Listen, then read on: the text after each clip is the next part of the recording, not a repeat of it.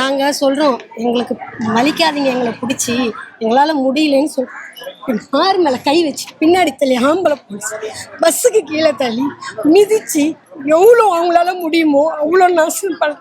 நாங்கள் என்ன கேட்டோம், எதுக்காக அங்கே போய் உட்காந்து எங்கள் வாழ்வாதாரத்தை தானே கேட்டுட்டீங்க.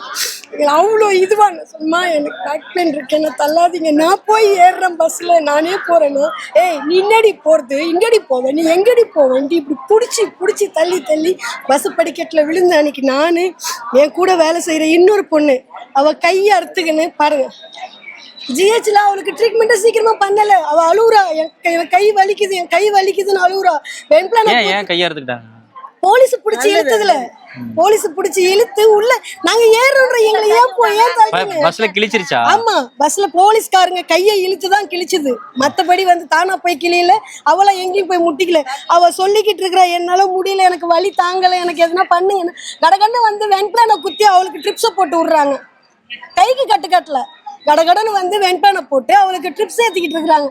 அப்போ இந்த மாதிரி பண்ணுறதுக்காக நீங்கள் எங்களுக்கு இப்போ அந்த சலுகைகள்லாம் கொடுத்தீங்க, உங்களை தூக்கி போட்டு மிதிச்சாச்சுமா, நீங்கள் போய் சாப்பாடு போய் சாப்பிடுங்க நான் சொல்கிறீங்க.